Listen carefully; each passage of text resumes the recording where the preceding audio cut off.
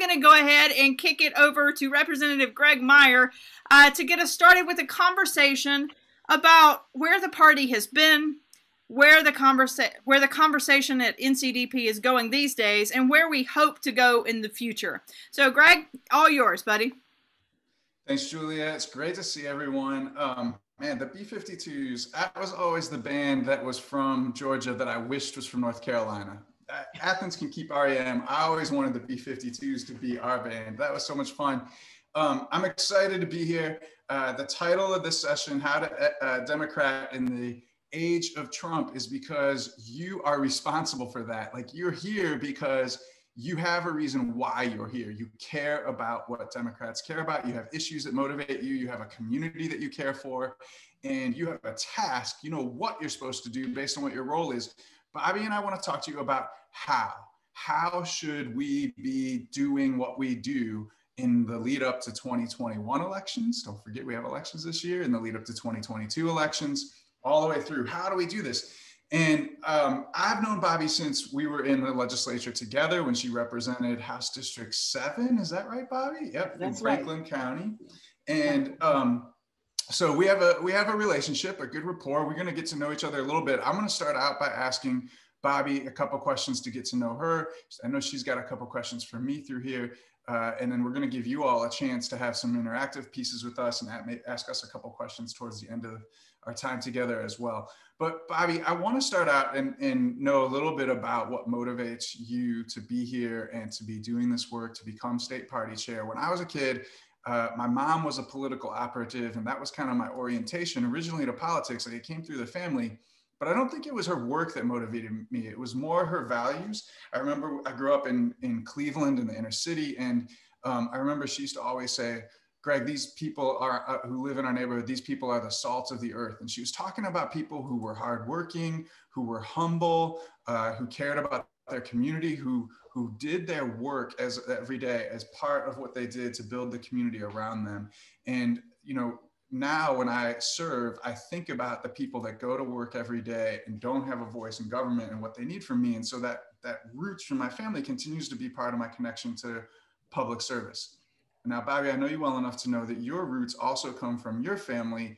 What can you tell folks about how your family led you to be state party chair?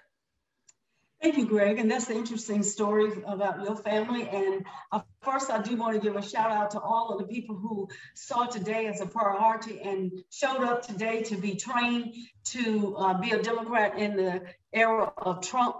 There are 180 here today right now. And I just left the senior Dem meeting. There were 67 people there, and the Johnson County Women Dem are in the room across from me, plotting out their goals. So Democrats across the state are engaged today.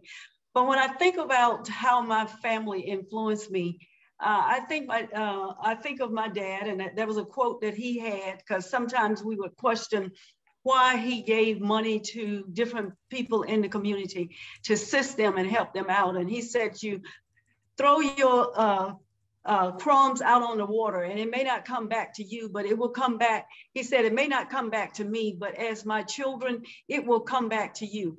So he also was, I think my background is like so many people from rural North Carolina. Politics began for us in the church, even though we did not realize it was politics. We voted the pastor in, we voted him out. And my dad was a key player in that process. He always made sure that the pastor he did not like got voted out, and the pastor that he was seeking to hire got voted in.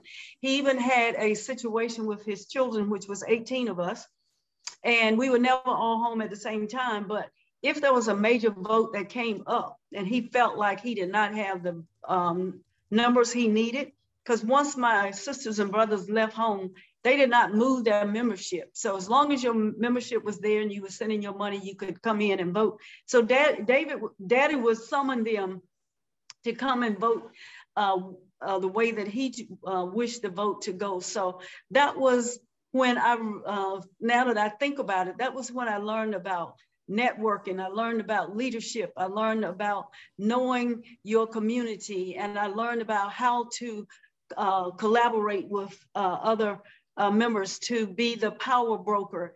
And he was an officer. And also I recalled a story where one of his best friends, they were really good friends. And every time Dad thought about voting, he would talk to this friend of his and say, you know, what do you think about this candidate or that candidate?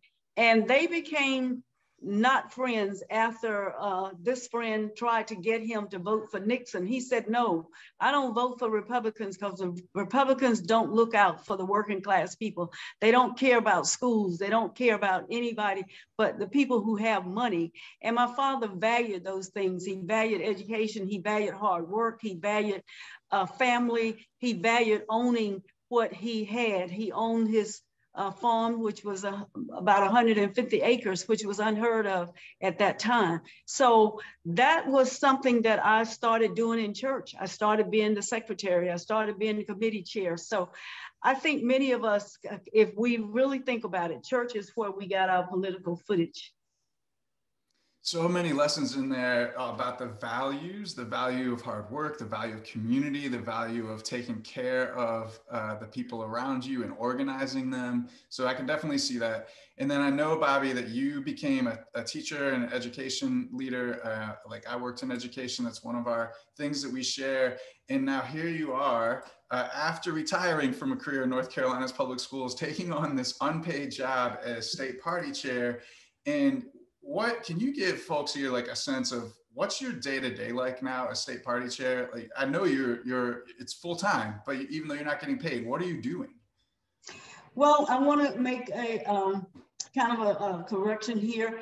This is the first year that a state party, North Carolina State Party, has been given compensation for being the chair. It came about prior to the election that we just had, and the Executive Council decided that we need to pay the chair. I recluse myself from those votes and those discussions, but I do get a compensation for being the chair at this time. A typical day, there are no typical days. Like today, Saturday. When I was an educator, Saturdays were my days. When I was a General Assembly member, Saturdays pretty much was my days. Except, and I could share it with family and things. But here I am today, happily engaging with all of these members across North Carolina.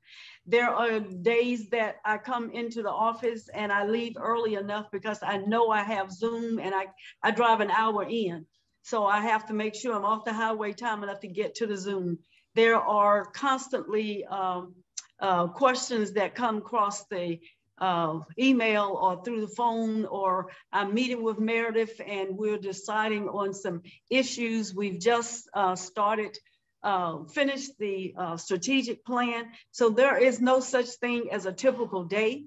There's no such thing as an 8 to 5. There's no such thing as a lunch break sometimes. It's just all kind of rolls right on into the next day, into the week, into the month. And but I enjoy doing it because it is important. So the things that I'm so grateful about is that we are organized at the precinct level. We're organized all of our counties except 4.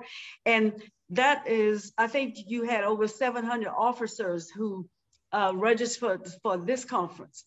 Just think about a third of those or a tenth of those having an issue that somebody here needs to solve. So it is a ongoing, endless day. And some nights I go home and I go to bed and Lorenzo will text me at 11 o'clock or 12 o'clock, or Meredith will text me at 1 o'clock. And I'm like, do you guys sleep? And so but it's fun because we know that we're working for the people and we're working for a bluer North Carolina. So y'all, like, I know that Bobbie could handle 700 kids when she was running a school, but we don't need to be her school kids. And that means Lorenzo and Meredith, you need to quit texting her after 10 p.m. at night. Oh my gosh. Please don't stop. Please don't stop them, because they are my backbone. They are what keep me moving. And I've had to tell them, look, if you work on Saturday, take part of Monday morning off, I don't care what's going on, because we've also, our officers have families. Our, not our, well, yeah, some of our officers have family, but most of our staff have family. And so when we are preparing for SEC meeting, or just the call to action last week, preparing for that, they were here into the wee hours of the night trying to make sure that those toolkits were prepared, and that they were answering questions about what do you want us to do, how do we do it, and all of those kinds of things. So I have reminded them to make sure that they take care of self and make sure that they do not neglect their families, because I remember Meredith going to the beach and we stressed her out, so she got shingles at the beach. Can you imagine being at the beach getting shingles? So we have to take care of ourselves, but it is a very ongoing 365 days, every hour of the day, but we are enjoying it because it's for a purpose. Excellent, excellent. And I have to admit, Bobbie, that I am one of the people who also text you at 1 and 2 in the morning. So as Representative Meyer said, I'll try to do a little bit better about that. Let me ask you some of the tough questions. And Graig, we're going to ask you and Bobbie about 3 real quickly. You ready? On your mark, get set, go. Graig, what was the first concert you ever went to? We could see that you liked Love Shack. Where did you learn those moves? New Edition's first tour, the opening acts were the Fat Boys, UTFO, and the Real Roxanne. The Real Roxanne. Boy, I haven't heard that in forever. All right, how about you, Bobbie, your first concert? I'm going to tell my age. Isaac Hayes at North Carolina College. It was not North Carolina Central University at the time. So, but anyway, hey, the only way to keep from aging is to do what? And I prefer to get old. So thank you. There you go. That's good. Isaac Hayes, good deal. How about when you were in the 3rd grade? What did you think you would grow up to be, Bobbie? I thought about it when I was in the 1st grade, that I was going to be a teacher. I was impressed with my 1st grade teacher. I thought she was the most elegant woman I've ever seen. She was the smartest woman I ever saw. And being in rural North Carolina, you either saw a professional preacher or maybe a semi-professional preacher and a teacher and a nurse. And I knew I didn't have the heart to nurse. I care about people, but I could not do the chores of nursing. So yeah. I have always wanted to be an educator. So my preacher was also a bag boy, and I thought like putting groceries in the brown paper bags was the coolest thing. So I didn't want to be a preacher, but I did want to bag groceries, and I would beg my mom to always let me do that. How about you, Representative? I wanted to be a baseball player. That dream was over by the time I was in 8th grade, when somebody stole home when I was playing catcher on my throw back to the pitcher. That's how bad I was. So that was done. Oh, all right. Yeah. All right. And if you have any fun questions you want me to ask Bobbie or Graig, let me know. We'll pitch it back over to you, Graig, after this one. What was the last book you read? Mine was Democracy in Chains, and I don't know how many people have read it, and right now I am eluding the author, but if you Google it, it will come up, and it is a very enlightening book, and it started out with Ross Perot and the Koch brothers trying to take over the government, and it has not stopped yet. So if you get an opportunity, and right now, reading is not a priority unless it's emails.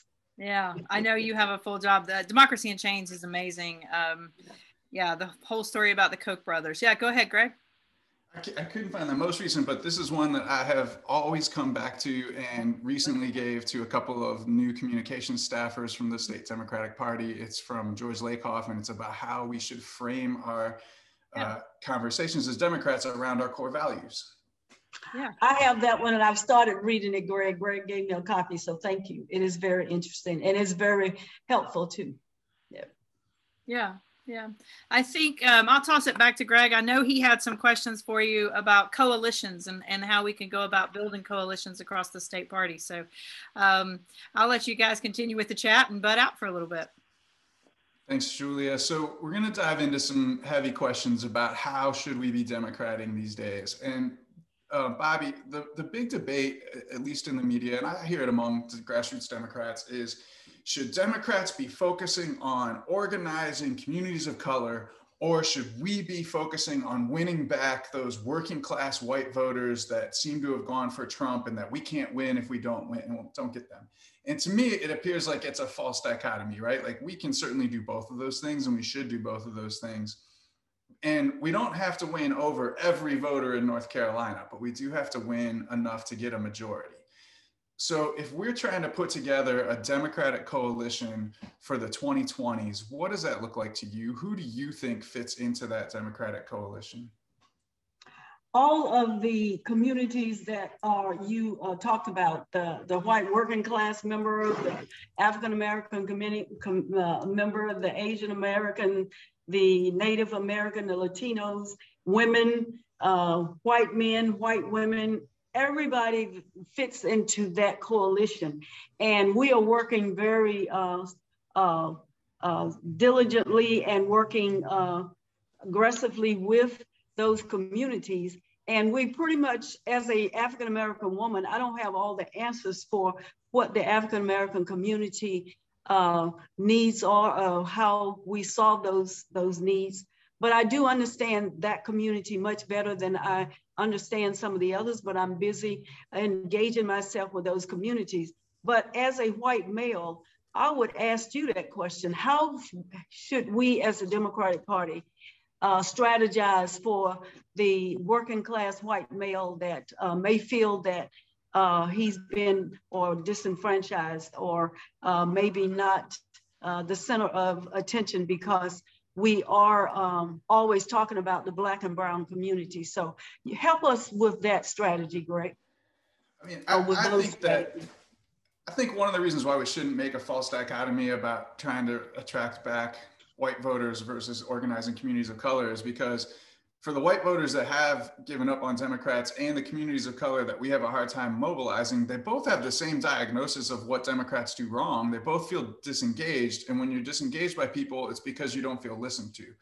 And so we don't have to have two separate sets of strategies. We just have to do a better job of listening to those folks and making them feel like we see them, we hear them, we understand them.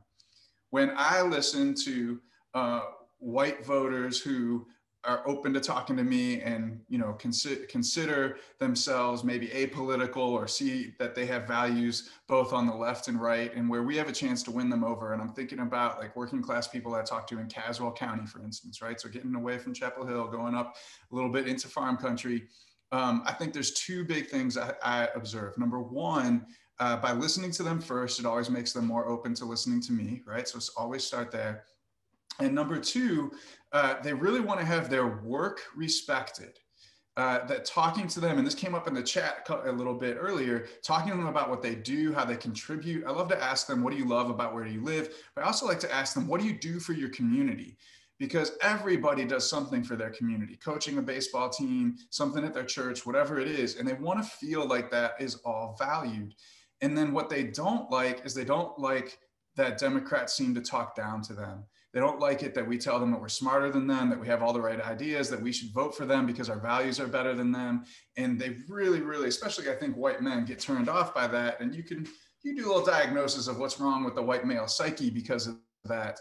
But we also have to recognize that it's a real thing, and we can't come across as if we know it all or we're condescending if we want them to be open-minded to us.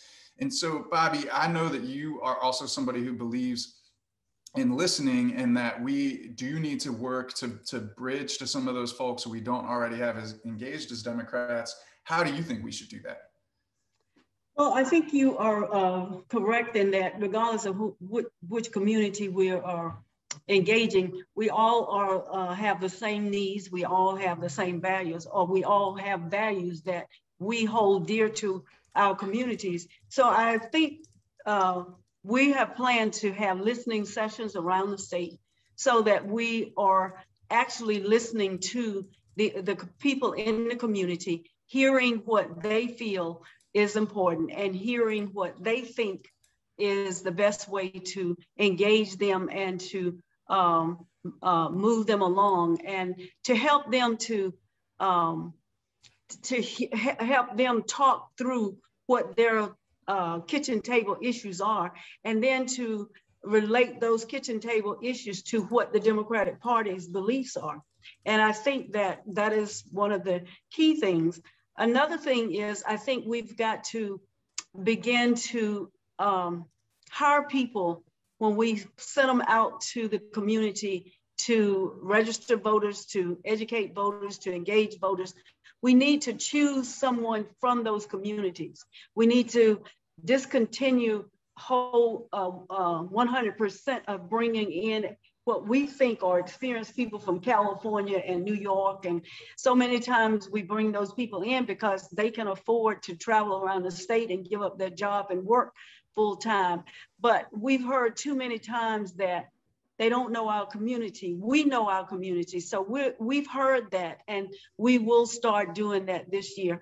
And also, as you say, never go in thinking that Bobbie Richardson knows everything, because she does not. She has no clue what every problem, the answer to every problem or the strategy for every issue that exists. But with us working together and working through these issues and listening, because that is the only way that we're going to get anything done. One of the great examples, I think, is the fact that when we finished the state executive meeting when I was elected, we had so many complaints about how long that meeting went on. So the first thing that Meredith and I talked about was we would organize a committee to streamline the SEC meeting, because we don't want to lose members because we're wearing them out with just keeping them engaged. So listening and then showing the people that we listen by putting those, solving those problems in a way that they believe that we heard what they were saying. Thank you. So that makes me think about the people who are right here, and the people who are here have to be the ones that do the outreach, right? So like, you and I had a conversation earlier this year about how much effort we put into the vertical organizing of the Democratic Party, putting together a weekend like this, putting together the state executive committee meeting. And honestly, I'd rather us spend the time of this weekend doing horizontal organizing, which is reaching out to people in your community, but that's what we're getting people ready to do. So when people leave here this weekend, they need to have some sort of goal, or how are they going to do that? What are they going to focus on? What goals do you have for the state party, and what do you want to ask of the people who are here today about what goals they're going to set for their precinct or congressional district or whatever level they're working at? I think before I start talking about the goals that I have for the Democratic Party, I want to ask the people, the Democrats who participated in this session, what are your goals? What are you going to do differently when it comes to talking to your neighbors? What are you going to, or what are you, maybe you won't do it differently, but what are you going to do to register more voters? Or what data are you going to use to drive the effort that you need to drive to get out the low propensity voters? And what effort are you going to, what goal are you going to set for the county that you represent, as to how you will go about educating people on the values of the Democratic Party? Those goals are the same goals that we here at the party have described in our strategic plan. Also, a goal of mine is to make sure that I respond to people who contact me as quickly as possible. And I generally try to do it within the same day, and definitely don't let it go over much longer than the next day. And if I cannot do it, then I immediately call and say, well, you know, I was on a Zoom meeting and I'm very interested in what you have to say. Making sure that the executive director and I, or my goal is to make sure that one of my goals is to make sure that the executive director and I sit down on a weekly basis and share with each other the things that we believe that are important and how we need to go about serving the Democratic Party. So I want each one of you to answer that question that Greg has just asked me. Write these goals down, give it a start date, and give it by what date do we plan to have this done, even though we are going to do it year round, every year, in and out. One of the things that I want us to do is to make sure we have a goal that we save our documents. We save our communication emails and things, so that when we exit this position, but don't go and retire. We exit so someone else can do it. We have a legacy file that we can, or a living library, as Meredith called it, that we can pass on. So there are so many goals. And the biggest goal of all that I hope we will set in 2022, we will send a Democrat to the Senate. I love it. I love all of it. Yes, we need to do that. We have so many concrete goals we need to make. I love already in the chat, we're seeing people posting goals. So like, I think Barry's goal about having conversations with Dems who didn't vote, and then people who changed from Republican to Dems, like that's a really concrete goal that you can do at your precinct level. Thank you for posting that, Barry. I think then there's a lot of comments about what we said about Democratic meetings, and I hate those rudderless meetings too. I quit going to SEC meetings. And I think when people come to a Democratic meeting, whether it's a precinct meeting or this meeting, they want to know for what, like why am I here? What are you asking? What are Democrats organizing to do? And when we do set those goals and want to go talk to those people, they're also going to want to know, like, well, you're here at my door for what?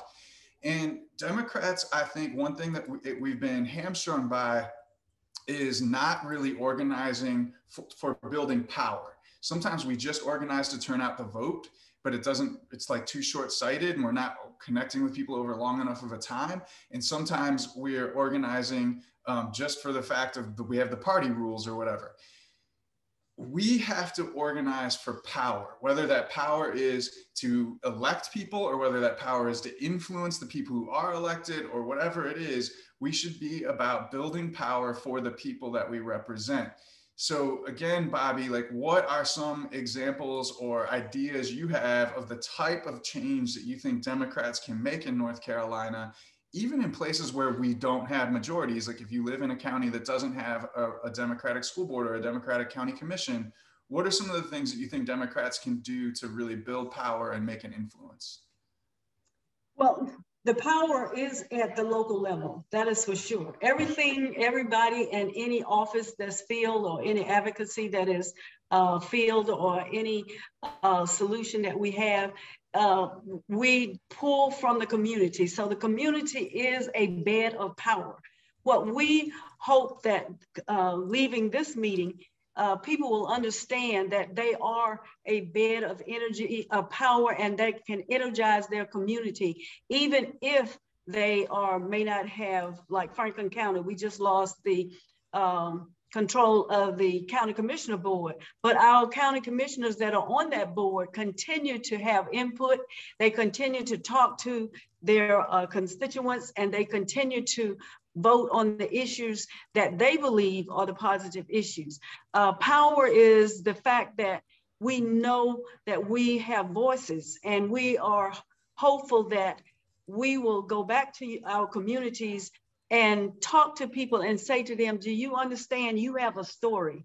Your story is powerful. Can you share your stories with your family and your friends? So power is already in the community, but it has to be coalesced and it has to be organized. And that's what we hope our precinct chairs are doing, that they're just not meeting just to organize their precinct, but they have a year-long program of some activities that they will do. It could be a hot dog roast one day that they invite people by, and they just talk about, well, you know, how do you think our school board is performing? What do you think about the tax increases that are being levied against homeowners? And so if they feel that they are that those penalties or those taxes are heavy or whatever, or then say, have you ever decided to go to your county commissioner board or your school board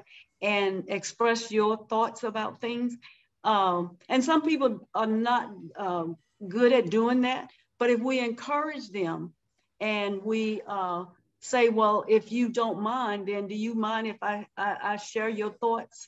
And then ask them to come along. So the power is there. We just got to realize it's there, and we've got to do what President Obama did. That's how he won his Senate seat, is that he got busy organizing those communities, and he taught the members of that community, how powerful they were. And they started going to the city council meetings and voicing their opinion at the board meetings. And a lot of things changed in those communities, and you can do the same thing.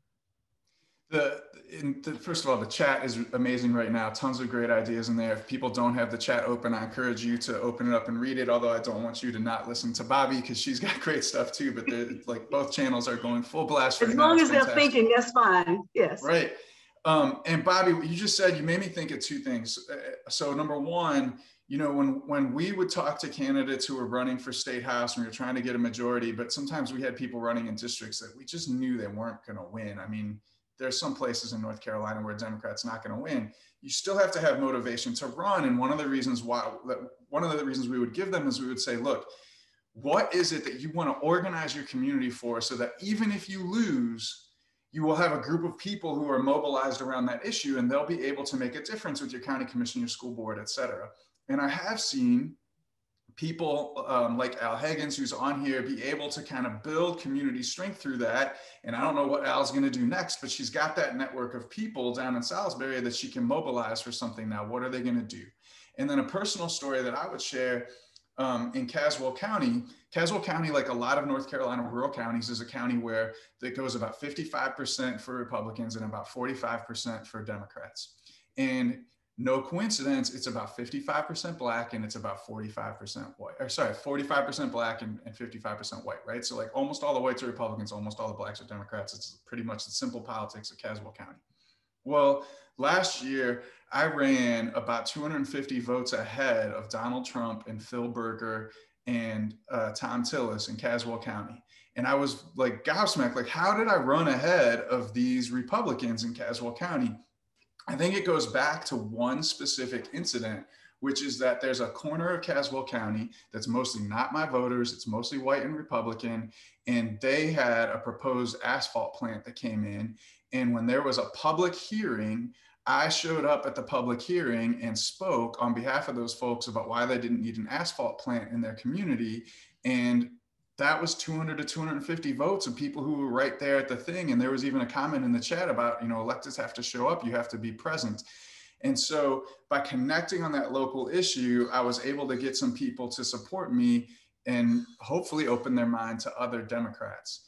What I worry about, though, is as we're trying to organize another worry, we've shared a few concerns so far, but here's one more, and I know this is one that has concern to you. Oh, go ahead. I see you want to jump in. I do want to jump in because I saw, I was listening to you, but I did see this chat go through, question go through the chat. And it was a question that I used to ask myself. And the question was, why do voters vote against their interests? And I got an answer to that article I read, and I don't remember what article it read, but a light bulb went off. And it says that low socioeconomic voters are beginning to vote Republican and not vote with the Democrats. And we were saying, well, they're voting against their own interests. And the writer said that if I am a strong Christian believing person and my value system says that I should not support abortion or gay marriages, then that is my value system. That becomes my value system. So the conversation went on to say is that, so what you do is recognize that that is their value system, but you try to flip the conversation to, okay, I understand that, but let's talk about how the different parties provide for your children's education, provide for the potholes that are in your yard, and how soon does the power come back on in your community when there's a power outage, and what kind of services are in your community for senior citizens. So you don't diminish what they value, but you try to say to them, so let's look at which party is going to make sure that you have the things that your family will need, but that pro-abortion or anti anybody marrying but a male, a woman and a male, is that person's value system. So when I taught school, I taught in inner city Durham. Never did I try to demean those children when a young man would come up to me and say, well, how many boyfriends do you have, Mrs. Newton? I'm like, I have one husband. Well, my mother has a husband and a boyfriend, so why don't you? I didn't say that his value system was wrong. I said, well, my husband and I choose not to have that kind of relationship. And until we get to know people, everybody has a value system. They are different value system, but it's their value system. And we cannot demean or, as Graig said, talk down to their value system. So I just wanted to touch on that for a moment, Graig. So when you were saying that, I started thinking about this book by Jonathan Haidt called The Righteous Mind, that's about how our minds organize themselves around politics and religion.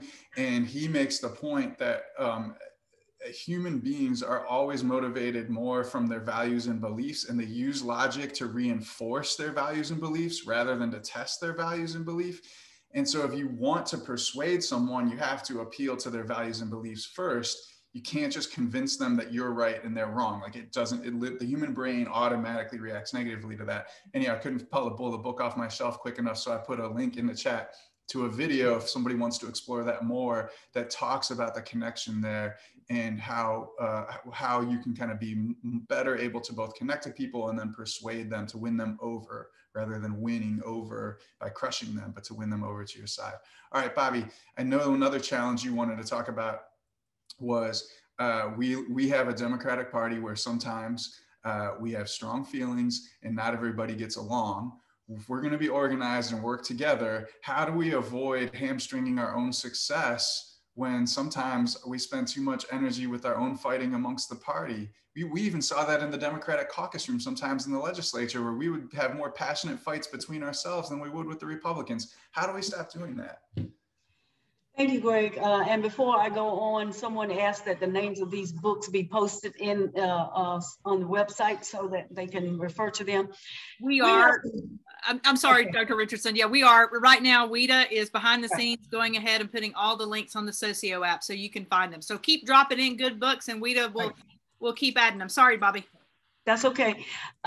You are absolutely true. We have some very passionate Democrats, and we have some very like myself, sometimes opinionated Democrats. And we value that because that is the energy and that is the fourth wheel or the strength that we need, but we need it to be directed at the Republicans. We need to make sure that we fight the Republicans and not fight among ourselves. We just got 3 grievances in this morning, but I want us to take the passion that we have about issues, take the strong mindedness about how our value system is the best value system for all the people, and use that against the people that we need to fight, which are the Republican Party. And that's all I'm going to say on that. So Julia, if you got a couple quick fun questions for us, maybe we can take a couple more of those, and then I think we should put people into the breakout rooms and have them come back and tell us what they're thinking about. Absolutely, absolutely. All right, let's see. Bobbie, chocolate ice cream, vanilla ice cream, or strawberry? Chocolate, but I'm allergic to chocolate, so I very seldom eat ice cream. Oh my goodness. Okay, like I tell people I'm allergic to broccoli, but that's not the truth. I just hate it. But like you're literally allergic to chocolate? Yes, absolutely. Okay. All right, Graig. That's miserable. Yeah, that's terrible. I'm just like in my head right now thinking about all the great things in my life that you can't enjoy. Oh wow, that is sad. Okay, great. Is it like a real allergy or just like kind of? I get a migraine headache and it doesn't go away until I take medication, and generally Benadryl may, or either I end up taking something for a migraine. All right, everybody react to that and put a sad emoji on the board because that is just depressing. I'm sorry, Bobbie. All right, Graig, strawberry, vanilla, or chocolate. And I guess also, are you allergic to any food groups? I don't have any food allergies. I'll definitely go chocolate. That one's easy. All right, cool. What about, let's see, let's go to the question I was gonna, well, I'll give you, what's your favorite board game? Oh, let's see, Scrabble, I guess.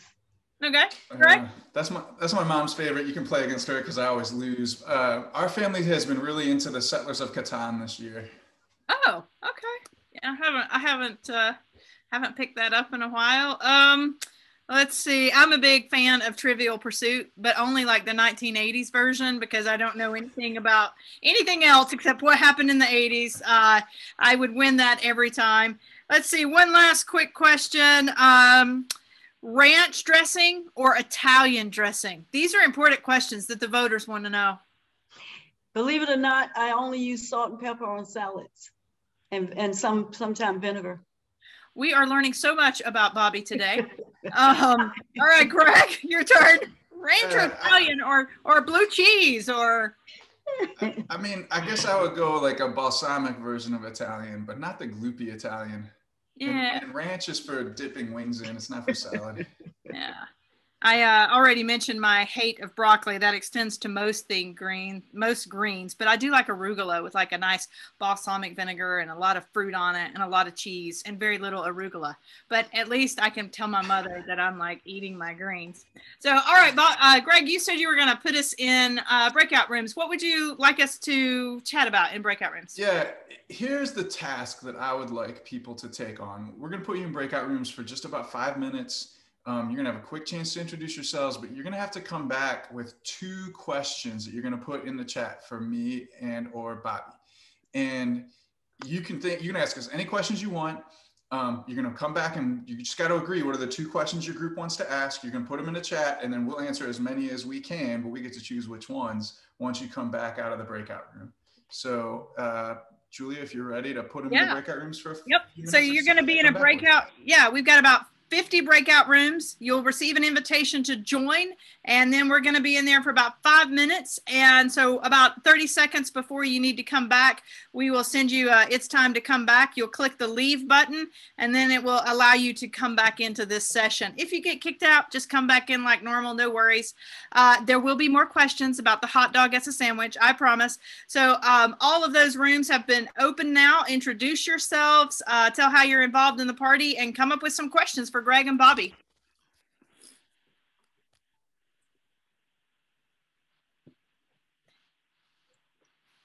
And yes, the group will come back with questions, Alicia.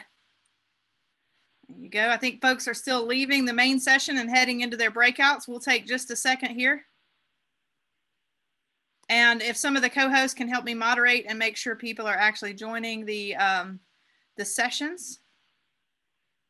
Looks like we need somebody maybe in room 11. All right, no, that looks good now. Okay.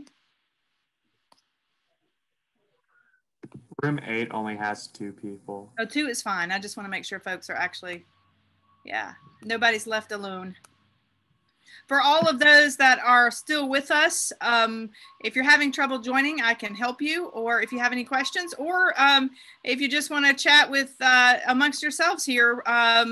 Let's see, Gary St. Arnold from Macon County is listening in. Gary, woohoo! What's introduce yourself to the group, or did you want to join the breakout room, or maybe Gary's internet is frozen. Hang on a minute there. Looks like it is rough here in the mountains, y'all, with broadband. That's what I will say. Let's see. Anybody else? All right. Mitzi, are you able to get into a breakout room? You were alone. That it will not do. I will send you to another one. Hang on, Mitzi. Yeah, I actually keep getting kicked out, so I just and then I was frozen in the breakout room, couldn't hear anybody, so I just came back to the main session. All right, we will do what we can to no, don't be sad, Mitzi. Don't be sad. We are here with you. We love you. Let's see what we can do to get you in a great breakout room. Hang on a second here. Hey Trisha, did you have somebody in your breakout room? I had someone on the phone who didn't know how to unmute themselves. All right, well, I'm going to put you and Mitzi in a breakout room all by yourselves. Hang on one second. Okay.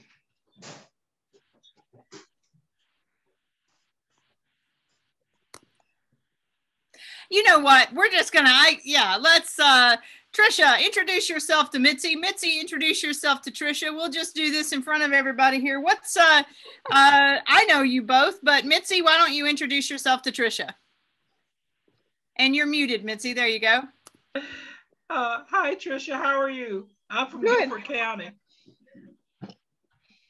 I've got to come right back. I smell my collard greens. I'll be right back. All right, and Tricia, it looks like you your dog is joining us as well. Maybe your dog has some good questions for Graig and Bobbie. It took everything not to end the county entire event just to try to talk to the dog. It is so beautiful. It has the prettiest eyes I've ever seen. Yeah, that's Frankie. I don't know. Hey, Frankie. So, guys, if you are here with us and not yet in a breakout session, we will pick back up in just a few seconds. But be thinking about questions that you have for Bobbie and Graig as well. All right, 2 to 3 great questions that you might like to add, the opportunity to ask them. Hey, Julia. Hey, Weta. I made an announcement for people if they had resources and things to post it on the wall. Are you there? Yes, I don't know if I'm losing you or you are losing me. Who knows? Could you hear me? I said I created an announcement asking people to post resources to the wall. Yep, that sounds great. I see that. That's wonderful. And we will post all of the links that come through the chat as well. And if you'll send me the chat once the meeting's over, I'll be glad to add them. Oh, perfect. That's a great idea. Thank you. Okay. And I will save the chat as well in case other people. Yeah, that's what I'm. Yeah. Okay. Yeah, wonderful. Thank you. I'm allergic to collard greens. Oh, you're kidding. I love collard. That's because I'm from Boston.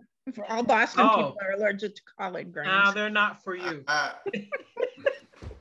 What county do you live in, Patricia? Collard. I'm sorry? What county do you live in? Iredell. It's I mean, I guess you I don't know, Patricia. I don't know that we can let you, we got to get over this. And it's North Carolina. I know. As long as she does grits, she's okay. Oh, no. Okay. Oh. No. Oh, no. Where is the remove button? Where is the remove button? All right. We are learning way too much about each other here. I did cook my son a Boston butt last night. So you only like Southern food if it has Boston in the name? That's what you're telling us? No! I didn't think of that, but no, somebody told me how to cook it. So I've learned how to cook like barbecue, even though a barbecue to us is on a grill outside. All right. Hamburgers and hot dogs. Sweet tea. Oh, no, no sweet tea. No, hot tea. Hot tea. With a little sugar and lemon in it. What led you to North Carolina? It would be the food, but apparently not. No, I go home and I just go there for food. I get a pizza. I go get fish. I go pizza, fish. What else do I get? Pizza, fish. Oh, and Chinese food. It's like my 3 things that I have to go get. It's all I eat when I go home. This is the last test question. Cheer wine. Do you drink cheer wine? Oh, God. Moon pies. Shrimp and grits. How about that? Shrimp and grits. I don't see the point of putting shrimp into perfectly good shrimps. Michelle has a good question. What about, have you switched over to Duke's mayonnaise? Oh. That's what we all want to know. We need to know this. Hellman's mayonnaise. You can't knock shrimp and grits until you try it, though, because it's something that I tried grits, and I do not see the point of grits. Hellman's is what kind of grits? All right. We have digressed. Lord have mercy. Somebody just ask for one grit. Just get one grit. Yeah, one grit. Go ahead and spotlight Bobbie, spotlight Graig, spotlight me just for a second here. If you enjoyed your breakout sessions, raise your hand because I sure did. We had an amazing time with Tricia Stevens, who is one of our great Democrats from Iredell County. or as you say it, if you're from there, Ardale. But it turns out that Trisha isn't really from these parts. She doesn't like shrimp and grits. She doesn't like sweet tea. She's allergic to, maybe she's allergic to shrimp and grits. Collard greens. She's allergic to collard greens. So, boy, did we just have an entertaining Bobbie should go out to lunch together. So we will ask the mayonnaise question to Graig and Bobbie as we transition back into some closing comments here and take some questions from the audience. But Graig, Bobbie, you know, it's the summer and I've got some great tomatoes growing in the yard. And I grew up on a tomato and tobacco farm. So I'm going to go out there later on a hot day and I'm going to slice them up and I'm going to put them on some white bread. What mayonnaise should I use for that sandwich, Bobbie? My family always used Duke, but I don't eat mayonnaise, so I have no idea. Well, you're allergic to chocolate, and if you could eat chocolate and Duke's mayonnaise, your life would be much better. All right, Graig, your turn, and then I'll turn it back over to you. Look, I grew up in the North. We ate Hellman's. It was wrong. I moved down here and I had Duke's, and now I know what's right. It's that simple. You're a good American, Graig. All right, Graig, I'll toss it back to you. Thank you. Thanks, everybody. We've got a ton of great questions in the chat. If you have a question, put it in the chat. I see hands raised. Type your question in the chat because that's how we're going to respond to questions. And there's more questions than we have to answer in 5 minutes. Maybe one other thing we can do is if we can put all these questions into some sort of doc that Bobbie and I and Meredith and Lorenzo and others can come in and get some answers to these typed out over the next couple of days since we don't have time for all of them. Bobbie, was there a question you saw in the chat that you wanted to take first, or you want me to pick one right away? Go ahead. I had another message from Meredith that I was dealing with. So. She and Meredith were probably arguing about mayonnaise, but go ahead, Graig. Side chat. So I'm gonna start right at the top. I saw my friend Cindy Pillay from Chatham County. I saw her question about, are we working to understand our Latinx population instead of thinking of them as a monolith? Yes, we are, and we should. We know that folks from all across Latin America are not the same, don't have the same orientations. And the Republicans, through their Libra initiative, are going after Latinos who have moved here from countries that had totalitarian governments and telling them that they should vote Republican because the Democrats just want to put socialism into place. So we have to be able to counter lies like that. I would encourage you to check out the organization Poder NC, which is an organization that got stood up by Irene Godinez and some other folks to be able to organize Latinos for political power. And I know that if you talk to Lorenzo or Meredith, you'll hear about what we're doing in North Carolina as Democrats to make that impact as well. So we are definitely working on that. Let's see here, Bobbie, let me toss this one to you and see, because we can both answer this one. Do we have action plans for protecting voter rights and for combating gerrymandering? These are coming from Cheryl Adams. We have a voter protection officer here at the party. And throughout the election, we did empower voter protection staff throughout the state to deal with voter protection. And we were very successful at that, to the point that we plan to keep that position full-time forever and a day. As far as gerrymandering, all of that, we talked to leadership,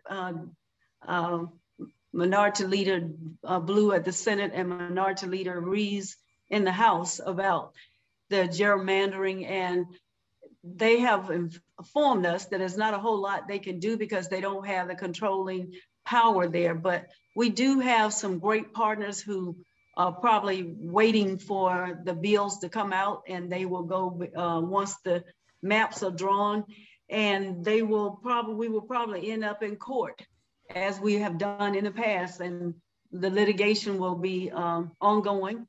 And so hopefully the lessons of the last gerrymandering cases has put some parameters around what the Republicans think they can do based on the fact that they lost a lot of the last cases that were brought before them. And Graig, you probably can speak to that at a more in-depth legislative point of view than I can, since I've been out of there for a while. Yeah, I mean, I would simply add to what you said that we know the Republicans have the majority and will be able to draw the maps with the power that they have. We have to set up a good case for litigation, because that's where our battle will be fought. So that's what it is. There's so many good questions in the chat. We're down to 1 minute. I'm trying to pick, like, I don't know, I can't pick one. Julia, hopefully you can help us figure out a way that we can answer some of these offline.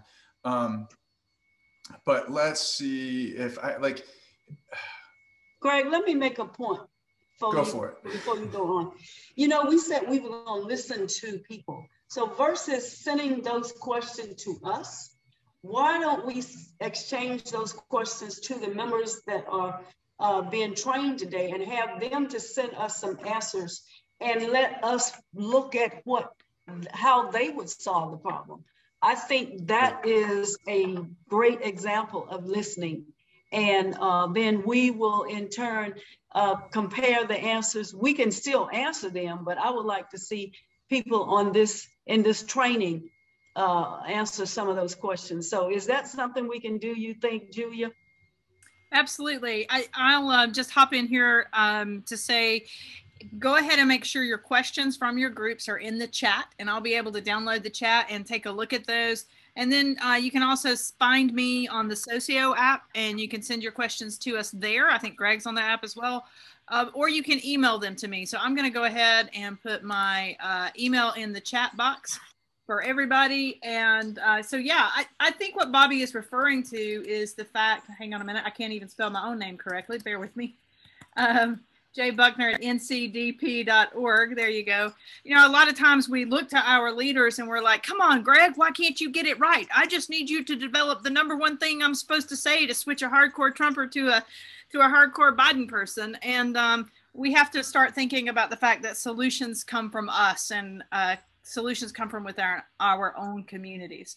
And so, Graig, I'll kick it back to you. And then I do have a few thoughts before we close. But yeah, Graig and Bobbie, any closing sort of thoughts? These are all great questions. There's just so many of them. Put my contact information in the chat if people want to be in touch with me on any number of ways. I want to say thank you, Bobbie, for your leadership, for stepping up to take on this role, and for your great wisdom. And I would love to jump in and exchange more with people over so many of these great questions. Yeah. Thank you, Graig. And thank you to everyone. I want to thank you tremendously from the bottom of my heart for giving up your Saturday to become a more informed and a more effective, all of us becoming a more effective leader in our own capacities. This has made me grow, and as well, I know it has made many of you grow. We thank Julia and her team for this awesome training. And I want to thank Graig for being the consciousness for us, for the areas of the General Assembly, and for the community of white males, because we need every voter we can get. And we also thank everybody for the literatures that you've put in the chat box, because the more we read and the more we understand, the better we are to strategize. So thank you, thank you, thank you. And I'm happy that we've had this training, and we will continue other trainings in the months and days, years to come. It will be part of our officers continuously. Thank you, Bobbie. Thank you, Graig. I think really, when I think about what you talked about, I mean, I know we had some fun conversations about grits and who likes collard greens and who's allergic to chocolate, but we also talked about we need to listen more. We need to make sure we're setting specific concrete goals, and that we are working to build power, not like the Democrats have all the answers and all the power, but that we're trying to listen to people's stories and build power on the ground in local communities. So thank you guys for sharing all of that with us. We're gonna close. In closing, I just wanna give you one of the questions I've been asked over and over is, will this be available? So yes, every single session is being recorded, and we will have that up on the webinar. It takes a while to download the videos and then edit them and put them back up in YouTube, but they will be. And then all of the slide decks will be available as well. We have a webinar page that I'll make sure everybody gets access to. And not only that, most of the slide decks are also on the Socio app, so you can print them or download them or look at them while the teacher is going through the session. Kara asked a great question. Yes, the Socio app is still available for you. All the material that's in Socio is still in Socio. It's not going anywhere. You can still get to it. So next week, if you're like, that was a really cool thing that Bobbie said about collard greens, or a really cool thing that Bobbie said about setting goals, you can still go back and check out any documents or any conversations that you need there. And I just want to, this is the other question that people seem to be just on the Socio app real quick. Let me see if I can get this shared here. It may take just a minute, but I want to make sure everybody, there've been some questions about how to make connections with people. So if you actually click the, hang on just a second here. Theory, my computer will start. There you go. So you should be seeing on phone, my phone. You should be seeing on your screen, my phone. So I'm going to click the Socio app right here in the bottom right-hand corner. And if you are at the Socio app home screen, whether you're on the computer or on your phone, you go to this attendee tab right here in the middle, and you will be able to see all of the 700 and tons of folks who have signed up for this event. And if you want to contact somebody, you can just click contact, or you can click add to add them as a contact. So here's the treasurer of the Democratic Women of Hardin County. I'm going to click add. And so that adds her to my contact list. And then I can actually go send her a message and see if she wants to hang out. You can open a video room. You can hop into any of the congressional district rooms and hang out with your friends from whichever congressional districts. But woohoo, most importantly, you can choose your classes by going to the agenda and choosing whichever class you want to go to. So if you want to go to, you know, candidate recruitment and hang out with our wonderful Ryan Dieter, and Anna from the State House, I'm sorry, Dana Walton from the State House. So any of the classes that you want are right there at your fingertips. But a lot of people had questions about how to meet each other. So go to the attendees, click add. It's just like you're bumping into them at the grocery store. So that's how you text people. Hope that helps. I'm here to answer any questions. I'll stay online. I know Bobbie and Graig have other sessions that they've got to hop into. So I'll stay for about 5 minutes, and everybody unmute yourselves and give a round of applause to Bobbie and Graig.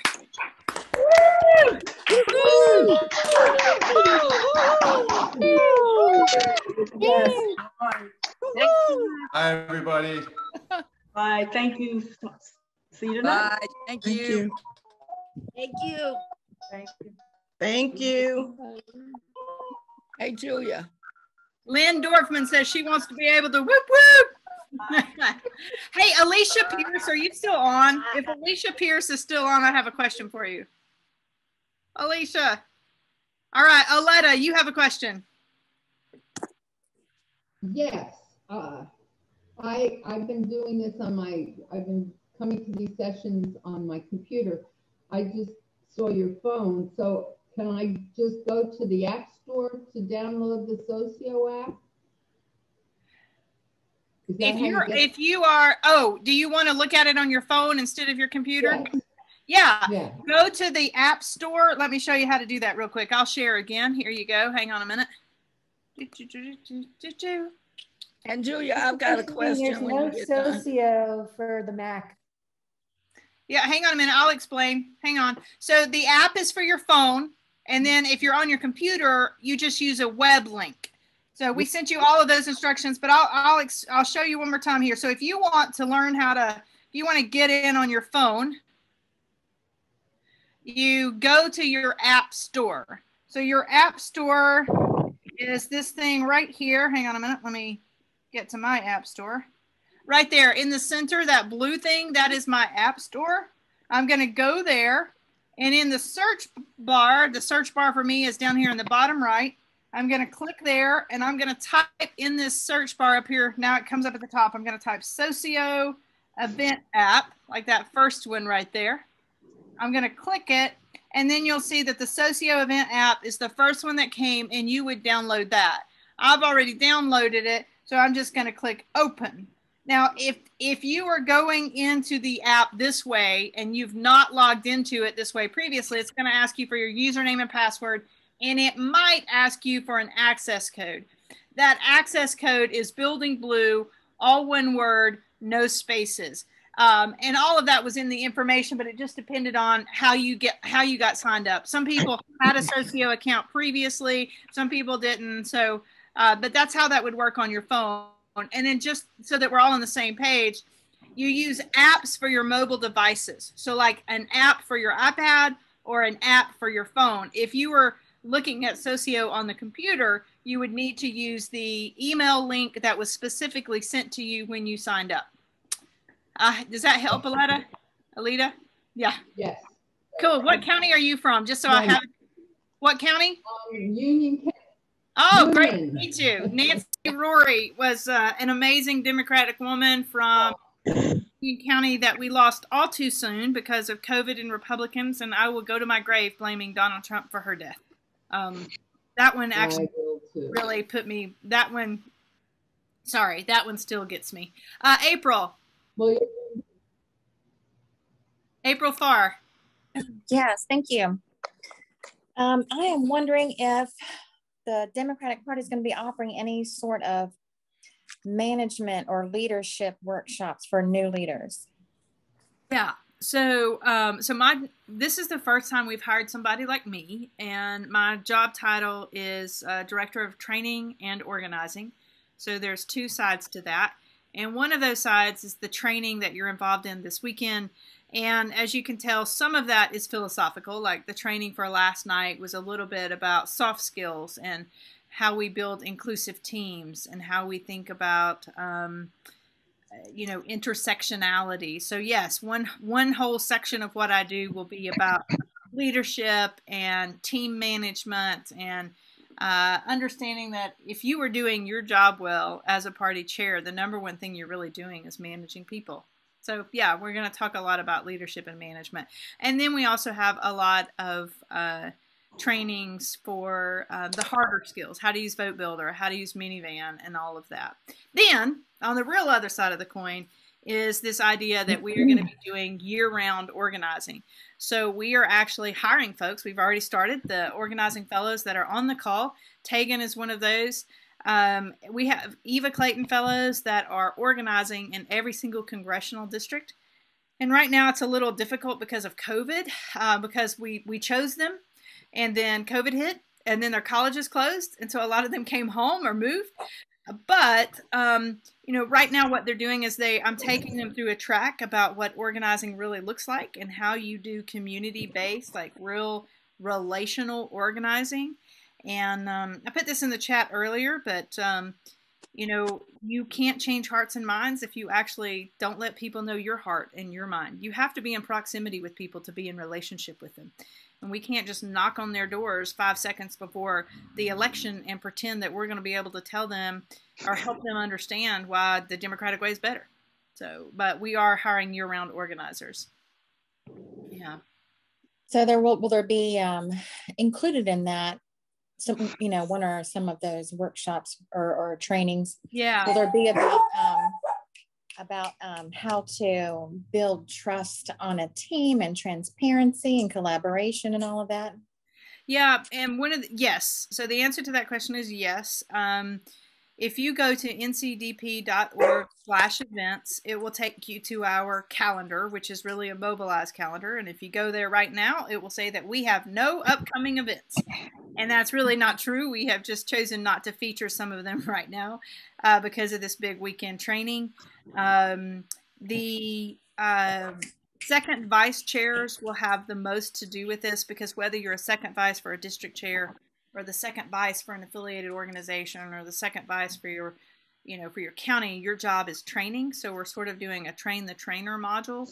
So we will certainly be focused on pedagogy and how to create great teams.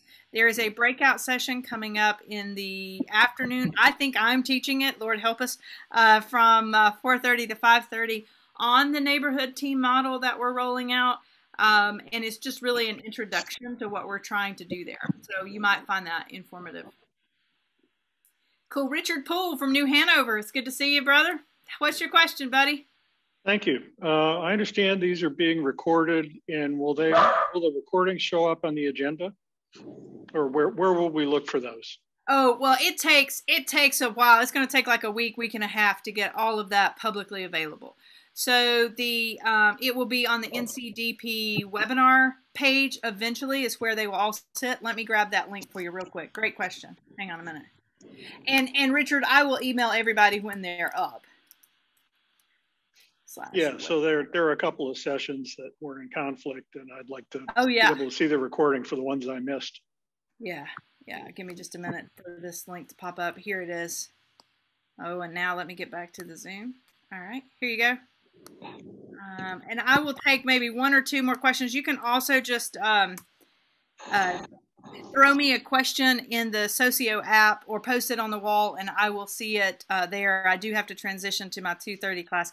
But this is where the webinars will eventually sit. They will probably also be in Socio. All of the documents will be in Socio, but uploading all of those videos will take tremendous amount of space, and I'm not sure how much space we have reserved. So all the videos will be at the webinar site.